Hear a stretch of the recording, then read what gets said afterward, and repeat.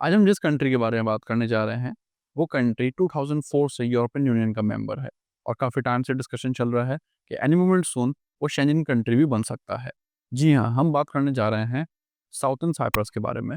Southern Cyprus इसको बोला जाता है, जबकि एक्चुअल में ये रिपब्लिक ऑफ साइप्रस है और ये साइप्रस के बारे में अगर बात की जाए तो 2023 से ये बहुत तेज़ी से लग रहा है कि एनी मोमेंट सून शेंजन ज़ोन में आ सकता है।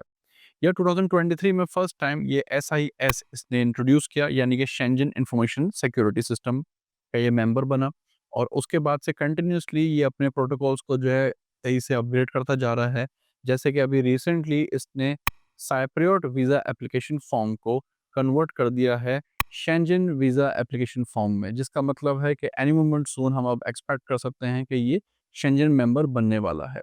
As far as Cyprus is concerned, तो साइप्रस वो कंट्री है जो कि अगर आपका किसी भी कंट्री का वीज़ा रिफ्यूज़ल है, चाहे यूके का हो, यूएस का हो या फिर एक्स-वाई-ज़ेड एनी कंट्री का रिफ्यूज़ल हो, डिस्पाइट ऑफ दैट आपका यहाँ पे वीज़ा सक्सेस रेशियो अभी तक का 100% है।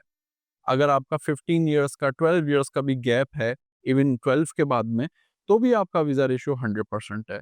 अगर आपने 16 इयर्स ऑफ एजुकेशन कंप्लीट की हुई है और आपका गैप है 12 इयर्स का, 13 इयर्स का, डिस्पाइट ऑफ दैट आपका वीज़ा रेशियो अफ़ेक्ट नहीं होगा और वो भी 100% रहेगा। यहाँ का प्रोसेस बहुत सिंपल है।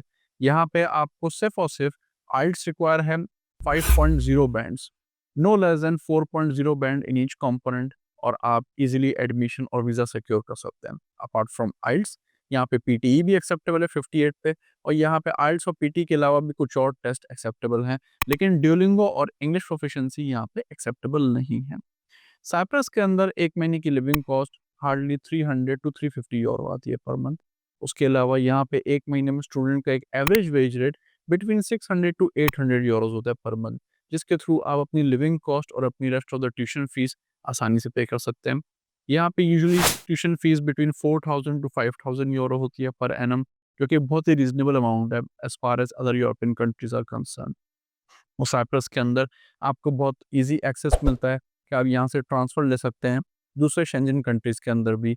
जैसे कि आप एरास्मस स्कॉलरशिप के थ्रू एक सेमेस्टर से दूसरे सेमेस्टर जो है किसी और कंट्री में जैसे जर्मनी, स्विट्ज़रलैंड या अदर कंट्रीज़ के अंदर भी आप ट्रांसफ़र ले सकते हैं।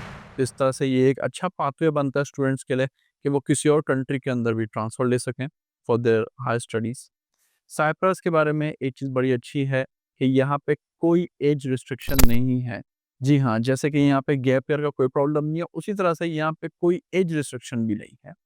तो अगर आप साइप्रस को टारगेट कर रहे हैं 2026 के लिए, तो एक बहुत अच्छा ऑप्शन हो सकता है। क्योंकि बहुत सारी कंट्रीज़ जो कि माज़ी में यूरोपियन यूनियन का मेंबर थी, जैसे वो शेंजन में आई हैं, उसके बाद से उनके प्रोटोकॉल्स बहुत तेज़ी से चेंज हो गए। जैसे कि Romania, Slovenia, Croatia and some other countries as well. इसी तरह से अभी तक का साइप्रस शेंजन का मेंबर नहीं बना है, लेकिन इंतज़ार ना करें कि कब ये शेंजन का मेंबर बने और आप वीज़ा अप्लाई करें, क्योंकि जब भी ये शेंजन का मेंबर बनेगा, तो इसके प्रोटोकॉल्स प्रॉपर वही फ़ॉलो किए जाएँगे, जो बाकी शेंजन कंट्रीज़ फ़ॉलो करती हैं। फिर visa interview and other different formalities involve हो सकती हैं, जिससे कि वीज़ा मुश्किल थोड़ा हो सकता है। लेकिन सो फार जब तक ये शेंजन का मेंबर नहीं बनता है, तो पाकिस्तानी स्टूडेंट्स के लिए एक बहुत बड़ी अपॉर्च्युनिटी है कि वो इसमें अप्लाई कर सकते हैं 2026 इनटेक के लिए। यहाँ पे जनवरी इनटेक के बाद में सितंबर इनटेक भी है और फाउंडेशन वाले स्टूडेंट्स के लिए यहाँ पे जून इनटेक भी होता है। So please don't waste this opportunity और यहाँ पे आप सितंबर इनटेक के लिए या जनवरी इनटेक के लिए अभी अप्लाई कर सकते हैं।